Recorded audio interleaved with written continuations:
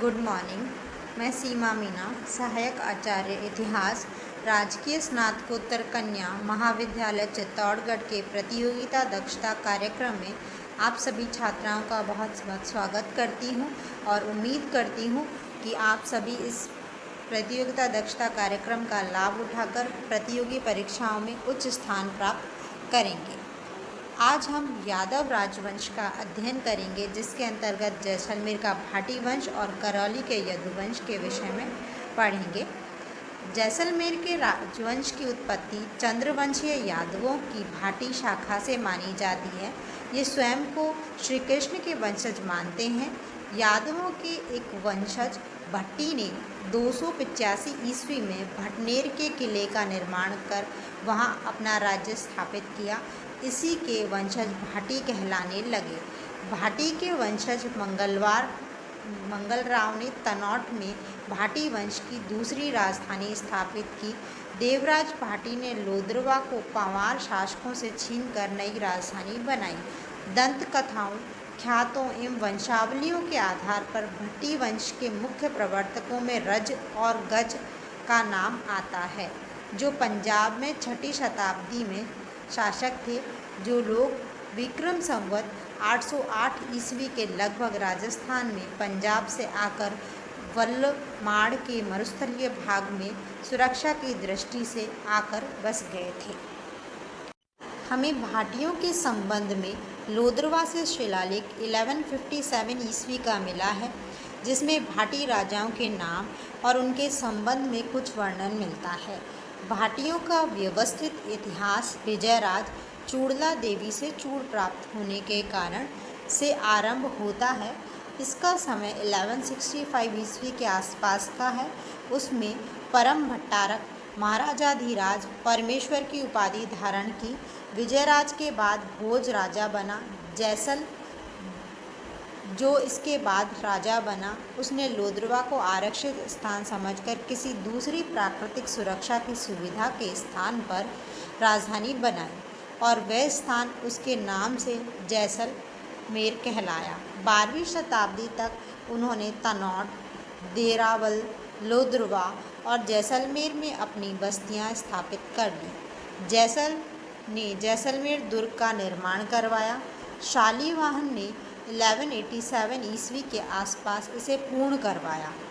केहर के द्वारा तनौट किले के बनाए जाने की मान्यता है, जो जैसलमेर से 75 मील उत्तर पश्चिम में है। जैसलमेर दुर्ग अपने 2.5 साके के लिए प्रसिद्ध है, जो कि इस प्रकार हैं। पहला साका उस समय हुआ जब दिल्ली के सुल्तान अलाउद्दीन खिलजी ने विशाल सेना के साथ आक्रमण कर दुर्ग को घेर लिया। इसमें भाटी, रावल, मूलराज, कुंवर रतन सिंह सहित अगणित योद्धा केसरिया धारण कर मातृभूमि की रक्षार्थ शहीद हुए तथा वीरांगनाओं ने जौहर की रस्म पूरी की। दूसरा साका फिरोज शाह तुगलक के शासन के प्रारंभिक वर्षों में हुआ। रावल दूदा, त्रिलोक सिंह व अन्य भाटी सरदारों और योद्धाओं ने केसरिया धारण कर शत्रु सेना से लड़ते हुए वीरगति पाई और वीरांगनाओं ने जौहर अनुष्ठान की रस्म पूरी की। अर्ध साका जैसलमेर का तीसरा साका अर्ध साका कहलाता है।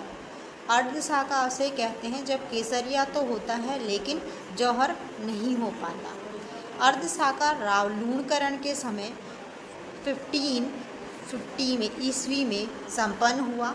शत्रु के अचानक आक्रमण कर देने से जौहर अनुष्ठान का समय नहीं मिल पाया, अतः राजपूत योद्धाओं ने अपने ही हाथों से दुर्ग की वीरांगनाओं को पहले तलवार के घाट उतारा, तत्पश्चात केसरिया धारण कर वीर गति पाई।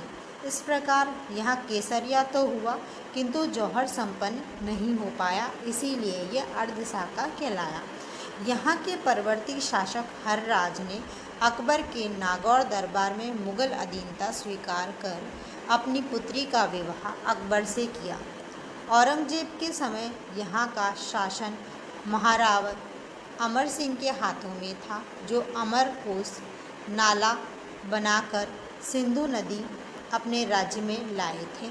यहाँ के शासक मूलराज ने 1818 ईस्वी में ईस्ट इंडिया कंपनी से संधि कर राज्य की सुरक्षा कर का जिम्मा अंग्रेजों को दिया। 30 मई 1949 ईस्वी को जैसलमेर रियासत का राजस्थान में विलय हो गया। यहाँ के अंतिम शासक जवाहर सिंह के काल में राज्य की सबसे दुर्भाग्यपूर्ण घटना घटित हुई, जिसमें यहाँ के प्रसिद्ध स्वतंत्रता सेनानी सागरमल गोपा को जेल में अमानवीय यातनाएं देकर 3 अप्रैल 1946 ईस्वी को जलाकर मार डाला गया। करौली के यदुवंशी। जैसलमेर के अतिरिक्त यादवों का अन्य राज्य करौली में था। मान्यता है कि यह वंश चंद्रवंशी ययाति के पुत्र यदु की संतान है। इस रियासत का कुछ भाग मत्स्य जनपद में तथा कुछ भाग सूरसेन जनपद में आता था। मत्स्य जनपद की राजधानी विराटनगर थी और सूरसेन जनपद की राजधानी मथुरा थी। करौली में यदुवंश की स्थापना विजयपाल यादव द्वारा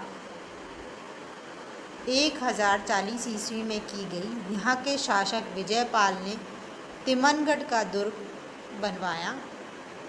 मोहम्मद गौरी ने यहाँ के शासक कुंवरपाल को पराजित कर तिमनगढ़ दुर्ग पर कब्जा कर लिया।